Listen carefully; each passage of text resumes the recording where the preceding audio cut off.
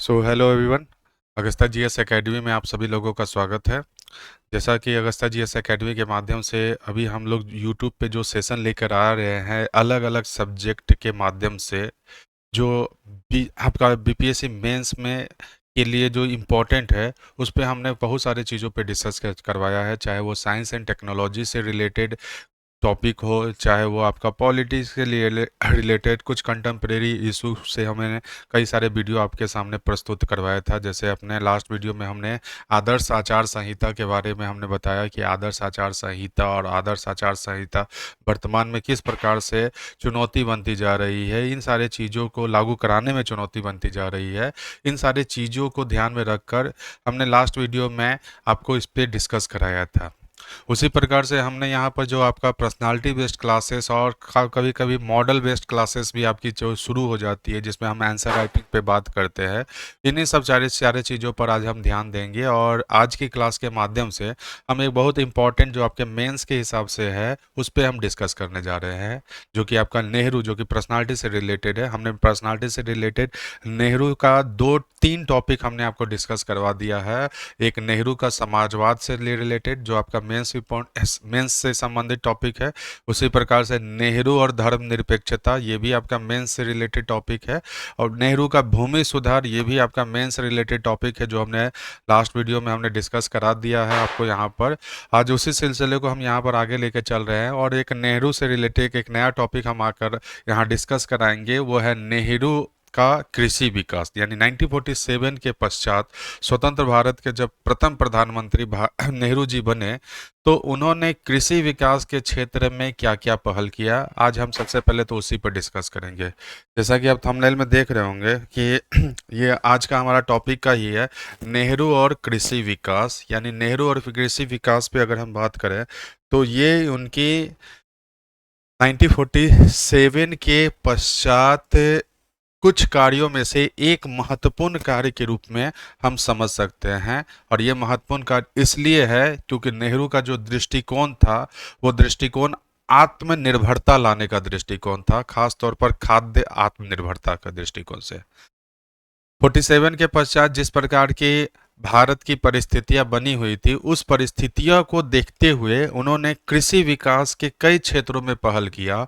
ये कृषि विकास के लिए ये सबसे पहला जो इम्पोर्टेंट इनका जो दृष्टिकोण था वो था खाद्यान्न आत्मनिर्भरता लाना। और इस खाद्यान्न आत्मनिर्भरता को ध्यान में रखते हुए उनके द्वारा कई ऐसे पहल किया गया, जैसे इन सारी चीज़ों पर हम एक एक करके डिस्कस करेंगे। फिलहाल हम एक एक पॉइंट पर पहले यहाँ पे बता दें कि उन्होंने कृषि के विकास, जो मुख्य इनका उद्देश्य था आत्मनिर्भरता लाना, खाद्य आत्मनिर्भरता लाना, तो इस आत्मनिर्भरता की पूर्ति के लिए इन्होंने कई क्षेत्रों में पहल किया। जैसे एक इनका दृष्टिकोण था वैज्ञानिक दृष्टिकोण। अब इस वैज्ञानिक दृष्टिकोण के तहत इनके द्वारा क्या क्या पहल हुआ है ये भी हम डिस्कस करेंगे। फिलहाल ये समझिए कि नेहरू का वैज्ञानिक दृष्टिकोण कृषि विकास के क्षेत्र में रहा है और इसकी पूर्ति करने के लिए इन्होंने कई ऐसे संस्था की स्थापना की जो कृषि से संबंधित रहा, कई ऐसे विश्वविद्यालय की स्थापना की जो कृषि से संबंधित रहा। वो क्या क्या है उस पर हम डिस्कस करेंगे। साथ ही साथ कृषि विकास का एक और रूप था संस्थागत सुधार, और ये संस्थागत सुधार भी कृषि विकास का एक पक्ष को दर्शाता है। इस पर भी हम डिटेल में डिस्कस करेंगे, ऐसे क्या क्या प्रयास था जो उनकी संस्थागत प्रयास का उदाहरण प्रस्तुत करता है। देन कृषि विकास का एक और पक्ष था सहकारी खेती। यह सहकारी खेती भी कृषि विकास का दृष्टिकोण रहा है। इन सारे टॉपिकों पर अभी डिस्कस करेंगे। साथ ही साथ कृषि विकास पर अगर देखें तो उन्नत और उच्च किस्म के बांधों का निर्माण करना, ये भी कृषि विकास यानी सिंचाई पर जोर देना, ये सारे जो है ये इनकी उपलब्धि को दर्शाता है, इनकी पहल को दर्शाता है। और ऐसे पहल को क्रियान्वित करने के लिए ही हमने यहाँ पर कुछ हेडलाइन लिखा है जो इनकी उपलब्धि का एक रूप है। जैसे अगर बात करें इंटीग्रेटेड लैंड रिफॉर्म, ये लैंड रिफॉर्म जो इनके द्वारा किया गया था, ये ही इनका संस्थागत सुधार है। सामुदायिक कम्युनिटी डेवलपमेंट कार्यक्रम जो इनके द्वारा लाया गया था, कम्युनिटी डेवलपमेंट प्रोग्राम जो 1952 में यह प्रोग्राम नेहरू के समय में लाया गया, जो कृषि के क्रियाकलाप से भी संबंधित रहा है, उस पर भी हम डिस्कस करेंगे। और कृषि विकास में उन्होंने कुछ चीज़ों का सहारा लिया, जैसे पंचवर्षीय योजना का। ठीक है ना। और एक हमने आपको बताया कृषि अनुसंधान एवं शिक्षा। तो ये जितने भी पॉइंट है ये सारे पॉइंट हमने यहाँ पर ही डिस्कस कराया है। इसी को हमने यहाँ पर शॉर्ट में एक एक पॉइंट पर लेकर यहाँ पर डिस्कस किए हैं। कुछ पॉइंट ऐसे हैं जिस पे हमने अभी लिखा नहीं है, लेकिन ये अगर देखें तो ये इनका सरकार यानी इनके द्वारा इनके शासन काल में किए गए कार्य था। ठीक है, तो ये सभी कार्य जो है वो नेहरू के कृषि विकास संदर्भ में दर्शाता है। अब ये कृषि विकास के संदर्भ में अगर हम बात करें तो सबसे पहला अगर पॉइंट, इसमें हम बहुत सारी चीज़ों पे भी डिस्कस करेंगे, जैसे इनकी चुनौती भी हम देखेंगे कि कई ऐसी चुनौतियां भी रही नेहरू के संदर्भ में, और फिर फाइनली एक निष्कर्ष पे भी हम डिस्कस कर पाएंगे आपको कि किस प्रकार से हमें एक आशावादी निष्कर्ष इस टॉपिक पे हम निकाल के इस पे डिस्कस करेंगे ये चीज़ों को लेकर। ठीक है, तो इतने सारे चीज़ जो है वो आज के टॉपिक के माध्यम से हमें डिस्कस करना है। जैसे अगर सबसे पहले अगर बात करें तो नेहरू का वैज्ञानिक दृष्टिकोण, जैसे इनका मानना था, जैसे नेहरू का एक बहुत अच्छा स्टेटमेंट है, और वो स्टेटमेंट ये है कि सब कुछ प्रतीक्षा कर सकता है सिवाय कृषि का। ये इनका एक, आप लोग आंसर में ये सब कोटेशन भी डाला के याद कीजिएगा। आने वाले क्लासेस में ऐसे कई सारे कोटेशन पे भी हम डिस्कस कराएंगे। जैसे नेहरू ने कृषि के संदर्भ में जो ये कोटेशन डाला कि सब कुछ प्रतीक्षा कर सकता है, सब कुछ प्रतीक्षा कर सकता है सिवाय कृषि का, सिवाय कृषि का। यह जो नेहरू का कथन रहा है, ये कथन बेसिकली कृषि के प्रति इनके दृष्टिकोण को दर्शाता है, यानी कृषि के प्रति इनकी जो गंभीरता रही है, ये गंभीरता यही टैगलाइन से ही क्लियर होता है जो हमने यहाँ पर बताया कि सब कुछ प्रतीक्षा कर सकता है सिवाय कृषि का। तो ये जो सब कुछ प्रतीक्षा कर सकता है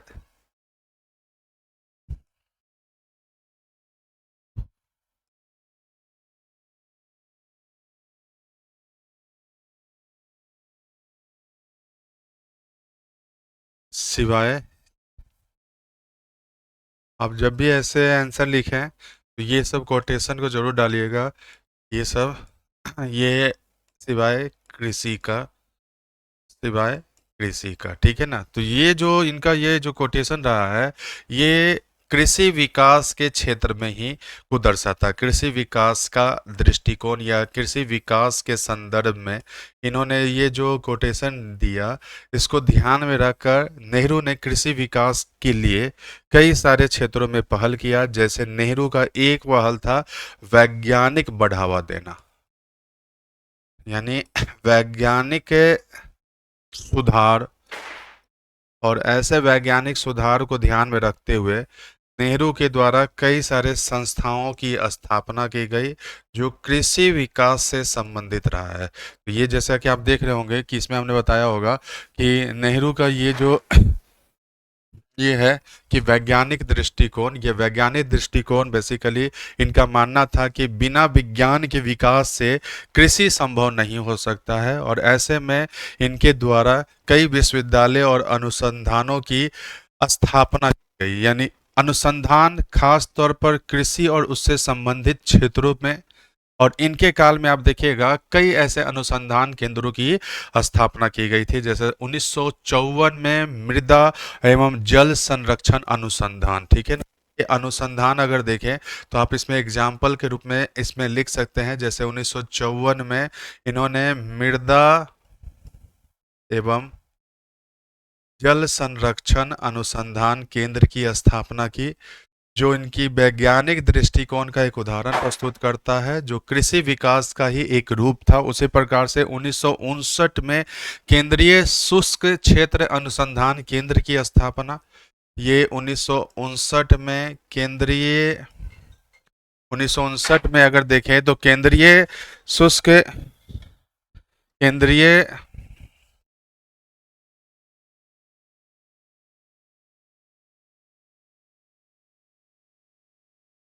शुष्क केंद्र की स्थापना, जो इनके कृषि अनुसंधान क्षेत्र को ही दर्शाता है। उसी प्रकार से 1962 में अगर देखें तो भारतीय घास,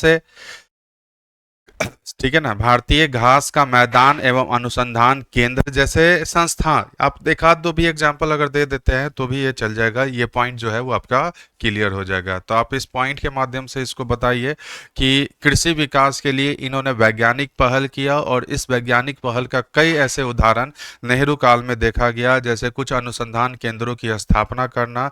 जैसे कृषि अनुसंधान केंद्र के संदर्भ में आप एक उदाहरण दे सकते हैं, मृदा जल संरक्षण अनुसंधान केंद्र की स्थापना करना नेहरू के वैज्ञानिक दृष्टिकोण का उदाहरण प्रस्तुत करता है। 1959 में इनके द्वारा केंद्रीय शुष्क केंद्र की स्थापना करना, ये भी एक इनके वैज्ञानिक दृष्टिकोण का उदाहरण है, जो कृषि विकास का ही एक रूप था। तो ये आपका एक पॉइंट निकल कर आ जाता है, यानी नेहरू काल में ये एक आधार मिला आपको इसके संदर्भ में। दूसरा अगर देखें तो नेहरू के द्वारा कई ऐसे संस्थागत सुधार जो है ये आधार निकला था, ये इस संदर्भ में देखिएगा। यानी कृषि विकास का दूसरा जो पॉइंट हम यहाँ पर बता रहे हैं, कृषि विकास का, ये कृषि विकास का दूसरा पॉइंट आपका निकल कर आता है। इनके द्वारा अगर देखें तो संस्थागत सुधार, और ऐसे संस्थागत सुधार भी कृषि विकास का एक रूप था। और इन संस्थानों संस्थागत सुधार में अगर एक उदाहरण अगर दें तो आप दे सकते हैं नेहरू का भूमि सुधार कार्यक्रम। अब हमने लास्ट क्लास में आपको बताया होगा कि नेहरू का भूमि सुधार कार्यक्रम जो है वो कई रूपों में रहा है। जैसे भूमि सुधार कार्यक्रम के तहत आप इसको ये बता सकते हैं कि नेहरू का जमींदारी प्रथा का उन्मूलन, ये इनका भूमि सुधार कार्यक्रम को दर्शाता है। हदबंदी कानून को लागू करना, ये इनके भूमि सुधार कार्यक्रम को दर्शाता है। ठीक है ना, सहकारी समितियों का गठन करना, यह इनके भूमि सुधार कार्यक्रमों का एक पक्ष था। इस प्रकार से भूमिहीन किसानों समिति, इस प्रकार से भूमिहीन किसानों को भूमि प्रदान कर एक कृषि के विकास का ही एक रूपरेखा निकल कर आता है। तो यही इनका संस्थागत सुधार का जो रूप है, जो हमने यहाँ पर बताया है कि नेहरू का संस्थागत सुधार भी कृषि विकास का एक रूप रहा है। जैसे जमींदारी प्रथा का खत्म करना, और उनकी प्राथमिकताओं में से एक था, इसका उद्देश्य था भूमिहीन किसानों को भूमि का अधिकार दिलाना और कृषि संबंधी सुधारों को काम करना।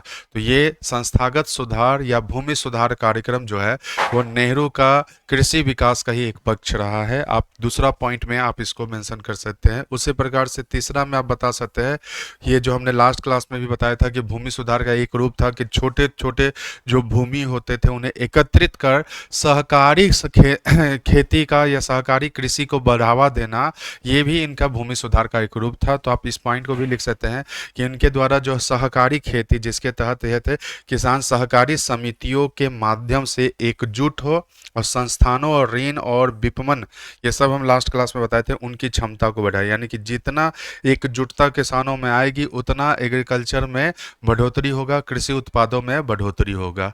तो ये दृष्टिकोण भी उनका मुख्य रूप से अगर देखें तो ये निकल कर आता है कृषि विकास के संदर्भ में। तो कृषि विकास से रिलेटेड हमने अभी 3 पॉइंटों को डिस्कस कराया है। ये तीनों पॉइंट जो है वो आपको यहाँ पर है कि इनके द्वारा अनुसंधान केंद्रों की स्थापना करना कृषि विकास का एक रूप था। इनके द्वारा संस्थागत सुधार का एक रूप देना कृषि विकास का ही एक पक्ष था। सहकारी खेती का बढ़ावा देना भी कृषि विकास का ही एक रूपरेखा देखा जा सकता है। उसके पश्चात अगर देखें तो आप एक पॉइंट ये भी मेंशन कर सकते हैं, ठीक है, ये आप ये पॉइंट भी मेंशन कर सकते हैं। जैसे इनके काल में, जैसे इनका मानना था कि अगर कृषि विकास को बढ़ावा देना है तो हमें सिंचाई पर कार्य करना होगा।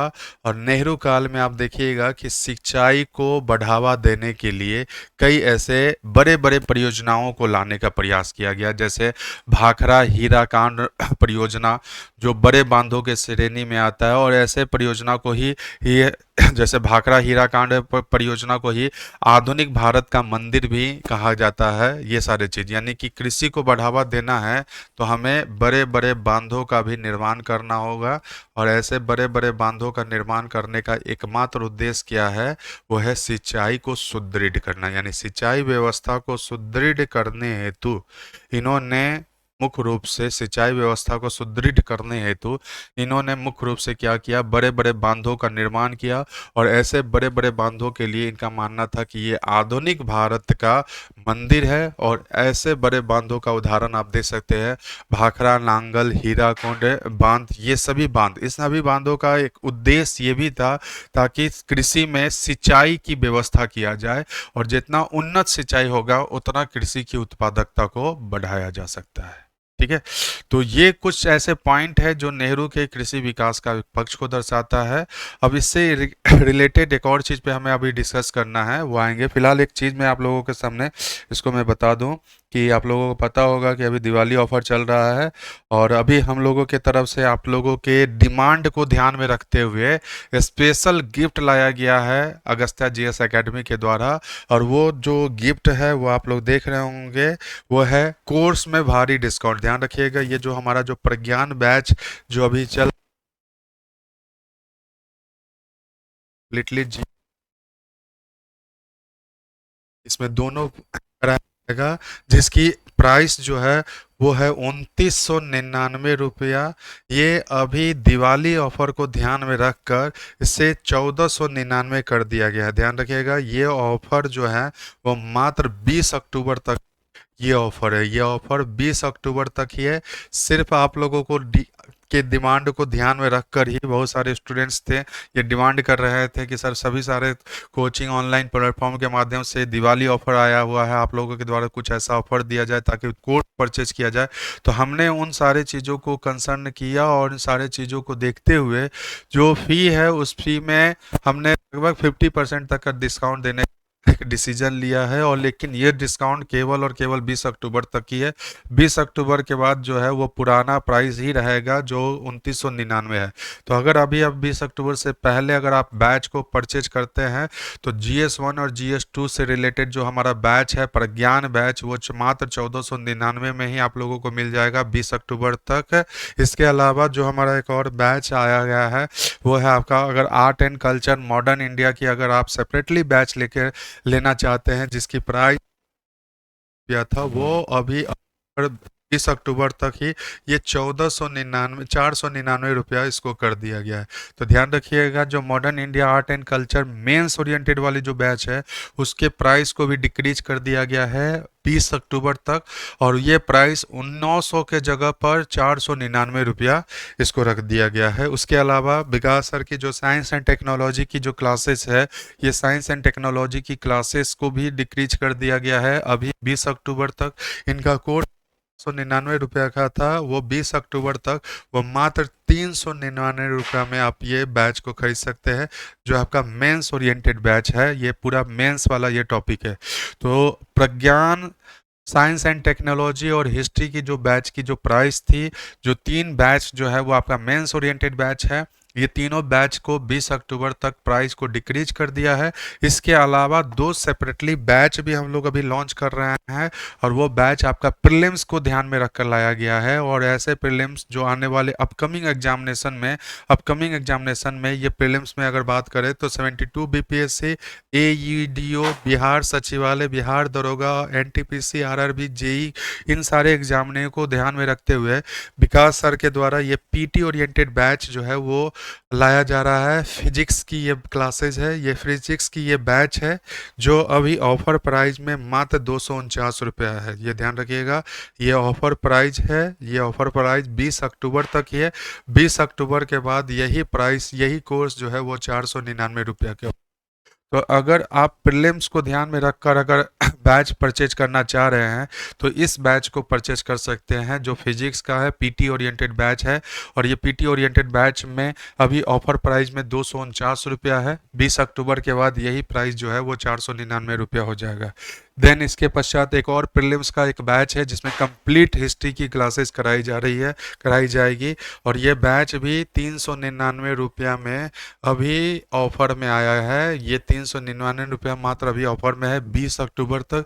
20 अक्टूबर के पश्चात जो है ये जो है वो प्राइस बढ़ा जो मेन प्राइस है वही मेन प्राइस रहेगा 699 रुपया। तो अगर प्रीलिम्स के ध्यान में रखकर, जिसमें 72 बीपीएससी, एईडीओ, बिहार सचिवालय, बिहार दरोगा, एनटीपीसी, आरआरबी जैसे एग्जामिनेशन में हिस्ट्री के जो प्रीलिम्स के क्वेश्चन होते हैं उसको अगर आप पढ़ना चाहते हैं, उससे रिलेटेड अगर तैयारी करना चाहते हैं, तो आप इस बैच को परचेज कर सकते हैं, जिसका प्राइस अभी 20 अक्टूबर तक जो है वो 399 रुपया है। आफ्टर 20 अक्टूबर के बाद यही प्राइस जो है वो 699 रुपया हो जाएगा। ठीक है, तो ये चीज़ को ध्यान में रखिएगा। ये दो बैच जो है वो पीटी ओरिएंटेड बैच है, एक फिजिक्स और एक हिस्ट्री का। बाकी 3 बैच जो है ये साइंस एंड टेक्नोलॉजी, ये आपका मेंस का बैच है जो अभी ऑफर में 399 रुपया है।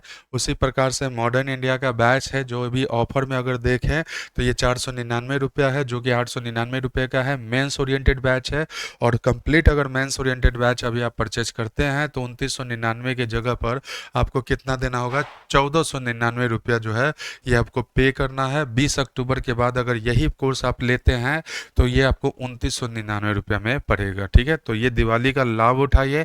जल्द से जल्द अगस्त्या जीएस एकेडमी के ऐप डाउनलोड कर गूगल प्ले स्टोर से ऐप डाउनलोड कर इसको रजिस्टर्ड करें, और रजिस्टर्ड करने के पश्चात जो है उसमें मेंस कोर्स में 3 बैच और प्रीलिम्स कोर्स में 2 बैच जो है वो आपको दिख जाएगा, आप उसको परचेज कर सकते हैं। ठीक है, तो ये हमारा एक अनाउंसमेंट था जो हमने यहाँ पे डिस्कस कराया है। अब नेक्स्ट अगर आए तो जो हम यहाँ पे बता रहे थे, तो नेहरू के कृषि विकास में ये तमाम चीज़ जो था वो इनकी उपलब्धि को दर्शाता है। जैसे वैज्ञानिक दृष्टिकोण में संस्थागत संस्थाओं की स्थापना करना, संस्थागत सुधार के संदर्भ में जमींदारी प्रथा से लेकर भूमि सुधार जैसे कार्यक्रम लाना, सहकारी समितियों के संदर्भ में किए गए कार्य। देन इसके पश्चात जो है वो हमने आपको यहाँ पर बताया था कि बड़े बड़े बांधों का निर्माण करना। ये सभी जो है वो नेहरू के कृषि विकास कार्यक्रमों को दर्शाता है, जो खाद्य आत्मनिर्भरता लाने का प्रयास था। देन इसके पश्चात अगर देखें तो ये जो है ये कुछ प्रमुख पहल भी रहा है। जैसे अभी हमने बताया इंटीग्रेटेड लैंड रिफॉर्म, जो अभी हमने बताया था, जमींदारी से लेकर हदबंदी, इसको मैंने शॉर्ट में यहाँ पर बताया था। कुछ सरकारी योजनाएं जैसे कम्युनिटी डेवलपमेंट प्रोग्राम जो है ये इनको दर्शाता है। ये कम्युनिटी डेवलपमेंट प्रोग्राम के तहत कई ऐसे कार्यक्रम कृषि और उससे जुड़े हुए क्रियाकलाप के रूप में उभर कर आया। पंचवर्षीय योजना के दौरान लाया गया कार्यक्रम ये भी उनको दर्शाता है, जैसे गहन कृषि जिला कार्यक्रम। आप इसका एक एग्जाम्पल दे सकते हैं कि गहन कृषि जिला कार्यक्रम, गहन कृषि जिला कार्यक्रम, आप एक इसका उदाहरण दे सकते हैं कि गहन कृषि जिला कार्यक्रम के माध्यम से इन्होंने कृषि और उससे जुड़े हुए क्रियाकलापों को आगे बढ़ाने का प्रयास किया। कि 1961 में यह कार्यक्रम लाया गया था, और यह कार्यक्रम तृतीय पंचवर्षीय योजना का पार्ट निकल कर आया। यानी विभिन्न पंचवर्षीय योजना के माध्यम से भी उन्होंने कृषि विकास के क्षेत्र में पहल किया, जिसमें से आप एक उदाहरण दे सकते हैं कि गहन कृषि क्रियाकलाप कार्यक्रम जो है ये आप उदाहरण इनको बता दे सकते हैं, जो तृतीय पंचवर्षीय योजना के दौरान लाया गया। और ये एक तो हमने अभी आपको बताया था कृषि अनुसंधान के क्षेत्र में, चाहे वो घास अनुसंधान, मृदा एवं जल कृषि विश्वविद्यालय की स्थापना करना, ये तमाम चीज़ जो है वो कृषि विकास के पक्ष का ही रूप निकल कर आता है। ठीक है ना।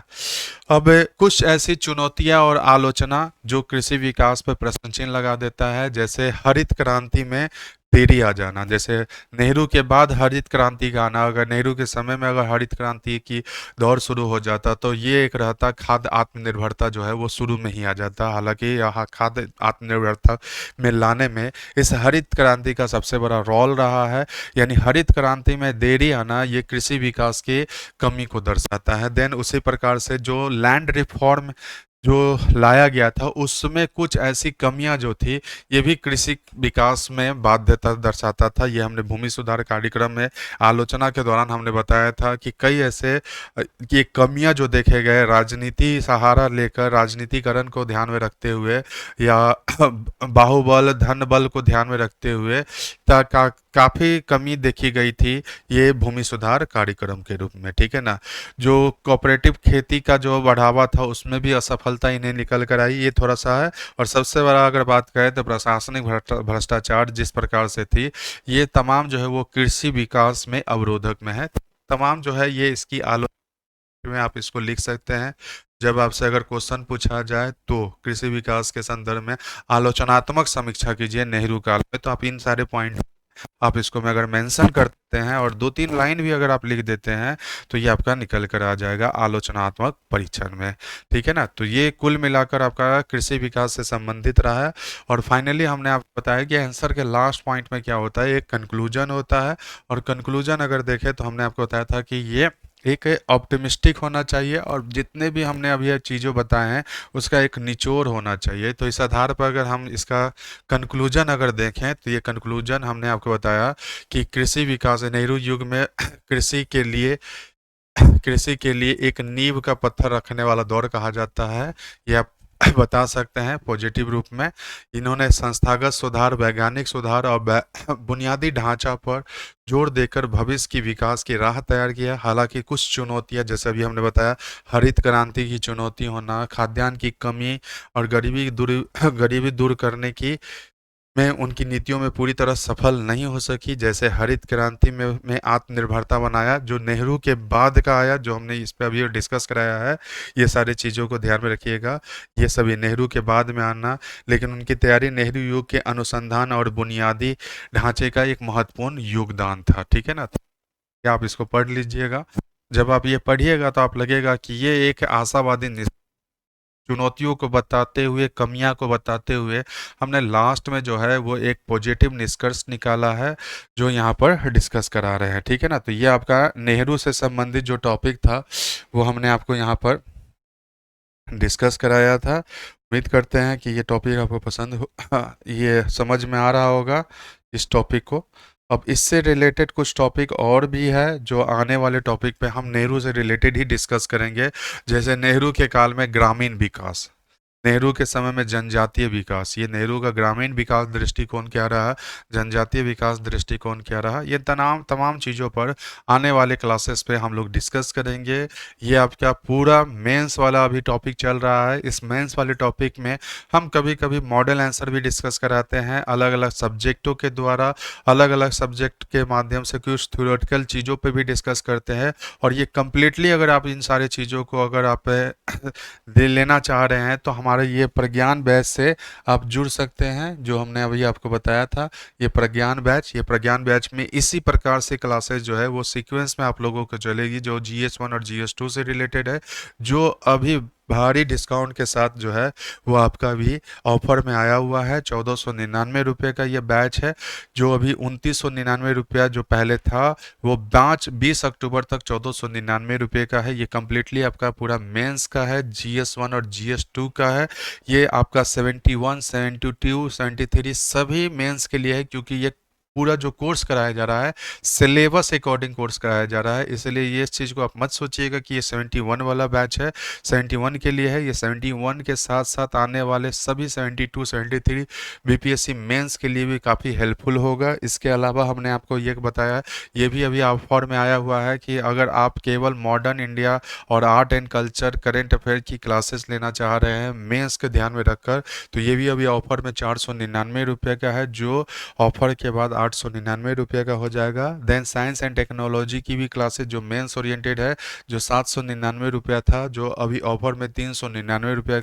आप इसको भी मेंस के लिए आप इसको ले सकते हैं। 2 बैच हमने यहाँ पर बताया। ये से रिलेटेड बैच है जो आपके PT के एग्जामिनेशन के लिए लाया जा रहा है, वो है फिजिक्स का, जिसका कोर्स का प्राइस 499 है, जो अभी ऑफर में 249 का आ रहा है मात्र 20 अक्टूबर तक। और एक और प्रीलिम्स का एक और बैच है जो हिस्ट्री है, जिसमें कम्प्लीटली एंशिएंट मेडाइवल मॉडर्न कराया जाएगा, जो ऑफर में अभी 399 है। ऑफर के बाद यही प्राइस कितने की आ जाएगी, 699 का। तो उम्मीद करते हैं कि जल्द से जल्द आप इस बैच को परचेज कर सकते हैं। आप अगस्त्या GS एकेडमी का ऐप डाउनलोड कीजिए, गूगल प्ले स्टोर में जाकर वहां पर रजिस्टर्ड कीजिए, और रजिस्टर्ड करने के बाद मेंस कोर्स और प्रीलिम्स कोर्स में जाकर, मेंस कोर्स में 3 बैच है और प्रीलिम्स कोर्स में 2 बैच है, तो ये दोनों पांचों बैचों में से आप अपने अकॉर्डिंग जो है वो किसी भी बैच को परचेज कर सकते हैं। ध्यान रखिएगा, ये जो ऑफर प्राइस है वो मात्र और मात्र 20 अक्टूबर तक ही है। 20 अक्टूबर के बाद जो है वो पहले जो प्राइस था उसी प्राइस पे रहेगा। ठीक है ना, तो आज के सेशन को यहीं पर एंड कर रहा हूँ। नेक्स्ट सेशन के माध्यम से एक नया टॉपिक हम पुनः लेकर आएंगे, और वो टॉपिक जो होगा वो आप लोगों को बता दिया जाएगा। वो टॉपिक नेहरू से भी संबंधित हो सकता है, मॉडल आंसर से भी रिलेटेड हो सकता है, ठीक है ना। तो सेशन को आज यहीं पर एंड करते हैं। Okay, thank you.